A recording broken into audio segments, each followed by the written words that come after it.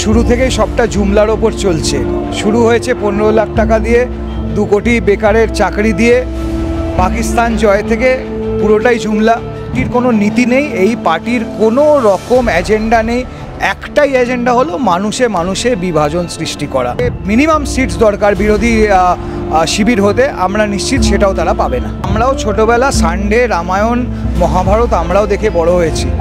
উনি আমাদের কাছে একটা অবতার, কিন্তু আমরা রাজনৈতিক মঞ্চে উঠে ভগবানের নাম নিয়ে বক্তব্য শুরু করি না। ওনাদের যে এই যে মিথ্যে, এই মিথ্যে ওনাদের হোয়াটসঅ্যাপ ইউনিভার্সিটি, মানুষের মধ্যে যে হেট্রেড তৈরি করার যে প্রচেষ্টা, সেটা দেশের বিভিন্ন জায়গায় সাফল্য পেলেও বাংলায় বারবার মুখ থুবড়ে পড়েছে। বাংলার মানুষের মন জয় করার জন্য তৃণমূল কংগ্রেসকেই কপি করতে হবে, এটা বারে বারে প্রমাণিত। আজকে পুজো উদ্বোধনে এসেছিলেন অমিত শাহ, পশ্চিমবঙ্গে আমাদের কলকাতায় এসেছিলেন, এবং সেখানে দাঁড়িয়ে অভিষেক বন্দ্যোপাধ্যায় দাবি করছেন যে বিজেপির তরফ থেকে বারে বারে দাবি করা হতো কলকাতায় বা পশ্চিমবঙ্গে সেভাবে দুর্গাপুজোই হয় না, দুর্গাপুজোর প্রথাই নেই, সেই বিষয়টাকে তুলে ধরলো। অথচ অমিত শাহ এসে পুজো করলেন এখানে, কি বলবেন? দেখুন, ওনাদের শুরু থেকেই সবটা জুমলার ওপর চলছে।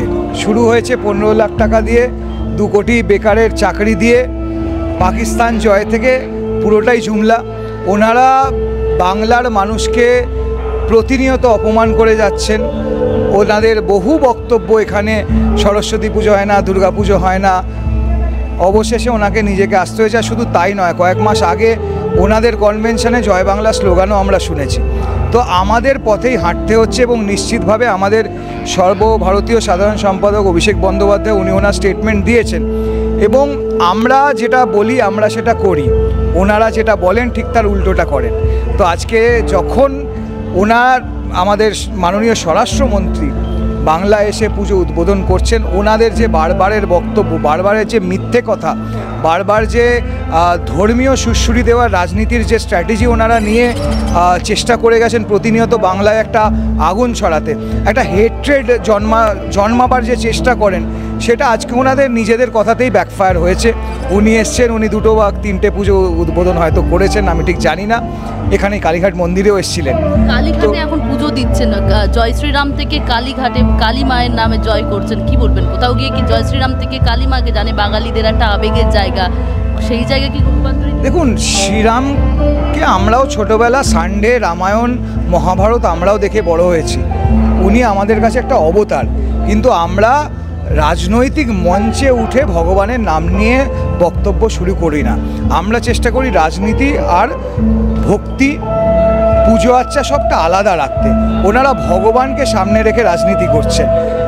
কলকাতা বা বাংলায় আসলে কালীঘাটের মন্দির বিদেশের মানুষরাও আসেন এবং প্রণাম করেন। এখন কালীঘাট মন্দির আপনি দেখুন, মাননীয় মুখ্যমন্ত্রী কি সুন্দর বানিয়ে দিয়েছেন, স্কাইওয়াকটা তৈরি হয়েছে। তো আলটিমেটলি আমাদের পথেই হাঁটতে হবে।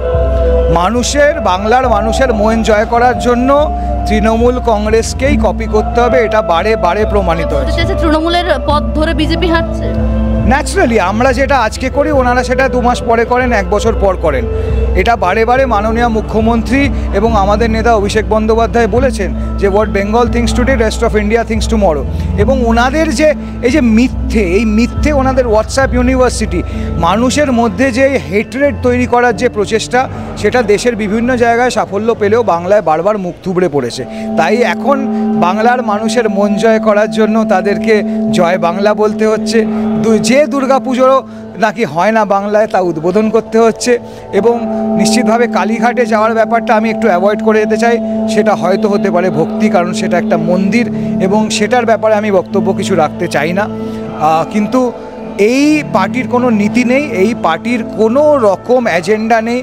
একটাই এজেন্ডা হলো মানুষে মানুষে বিভাজন সৃষ্টি করা, এবং সেটা প্রতিনিয়ত 2016, 2019, 2021, 2020 যে কটি নির্বাচন হয়েছে বাংলায় তারা মুখ থুবড়ে পড়েছে। সামনের বছর যে নির্বাচন হবে তাতে তাদের যে মিনিমাম সিটস দরকার বিরোধী শিবির হতে, আমরা নিশ্চিত সেটাও তারা পাবে না। আরো ভালো ভালো খবর দেখতে সাবস্ক্রাইব করুন বাংলা হান্টের ইউটিউব চ্যানেল। বাংলা হান্টের আরো খবর দেখতে নজর রাখুন। বাংলা খবর মানেই বাংলা হান্ট।